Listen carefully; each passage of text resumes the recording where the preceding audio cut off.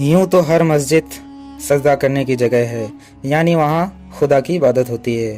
पर दिल्ली की जामा मस्जिद की खासियत है कि यह देश की सबसे बड़ी व खूबसूरत मस्जिदों में से एक है।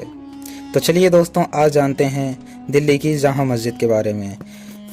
दोस्तों, जामा मस्जिद को मस्जिद जहानुमा के नाम से जाना जाता है, जो कि दिल्ली के लाल किले के सामने मौजूद है। जामा मस्जिद देश की सबसे बड़ी व खूबसूरत मस्जिद है। इसकी खासियत है कि यहाँ एक साथ 25,000 लोग नमाज अदा कर सकते हैं। लाल पत्थर, संगमरमर व संगे मूसा से बनी इस आलीशान मस्जिद की तामीर 5वें मुगल बादशाह शाहजहां ने करवाया था। 6 अक्टूबर 1650 को खुद शाहजहां ने इस मस्जिद की नींव रखी थी। दुनिया के करीब 6,000 कारीगरों, कलाकारों, वास्तुविदों, शिल्पियों, मजदूरों की 6 साल की कड़ी मेहनत के बाद सन 1656 में यह बनकर पूरी हुई। उन दिनों कुशल कारीगरों को हर रोज मेहनताने के तौर पर 2 पैसे मिलते थे और दिहाड़ी मजदूरों की मजदूरी 1 पैसा प्रतिदिन होती थी।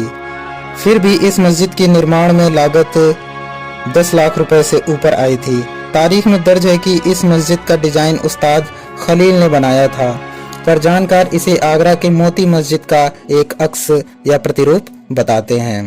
हर मस्जिद का एक खास कोण में बनाई जाती है ताकि वहां नमाज अदा करने वाला हर शख्स व नमाजी काबे की तरफ मुखातिब हो। ये इस मस्जिद का जो मुख्य प्रवेश द्वार है वो पूर्व की ओर है। मुगल काल में यह विशाल शाही दरवाजा केवल बादशाह के मस्जिद में नमाज करने के वास्ते आने जाने के लिए सुरक्षित था, जबकि उत्तर दक्षिण दरवाजे आम जनता के लिए थे। अब तीनों ही दरवाजे खुले रहते हैं। यह मस्जिद सामान्य धरातल से काफ़ी ऊंचाई पर है, इसलिए दरवाजे तक पहुंचने के लिए करीब 3 दर्जन सीढ़ियां चढ़नी पड़ती हैं।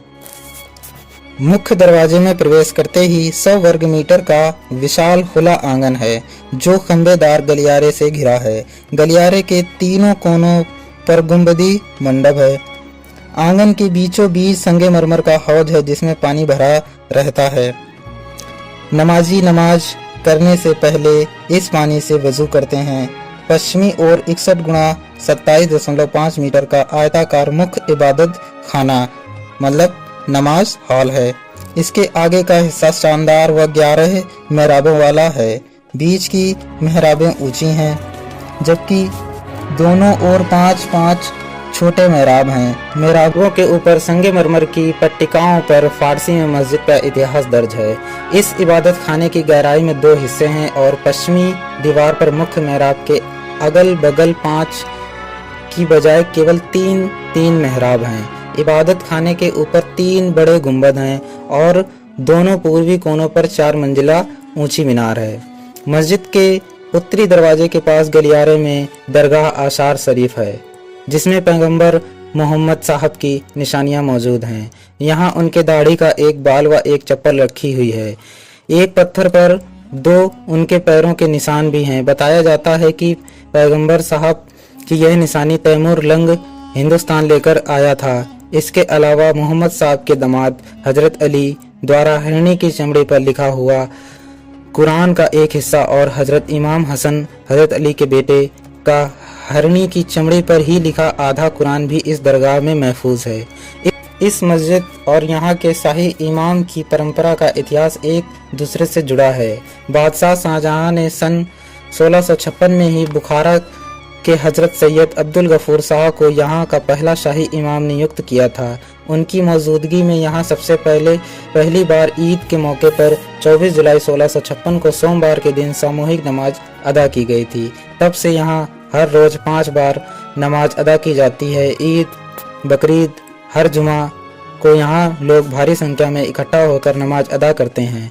वर्तमान इमाम सैयद अहमद बुखारी शाही इमाम की 14वीं पीढ़ी के हैं। गैर मुस्लिम पर्यटक भी इस आलीशान इमारत को खूबसूरती निहारने के लिए मस्जिद में जा सकते हैं, पर उन्हें नंगे पैर व सिर ढककर ही मस्जिद में जाने की अनुमति मिलेगी। दोस्तों, वीडियो कैसा लगा है कमेंट बॉक्स में कमेंट करके ज़रूर बताएं और चैनल पर पहली बार आए हैं तो चैनल को सब्सक्राइब भी कर लें और इसी तरह की डॉक्यूमेंट्री, इसी तरह के ब्लॉग, इसी तरह की जानकारी देखने के लिए हमारे चैनल को ज़रूर से ज़रूर सब्सक्राइब कर लें। धन्यवाद।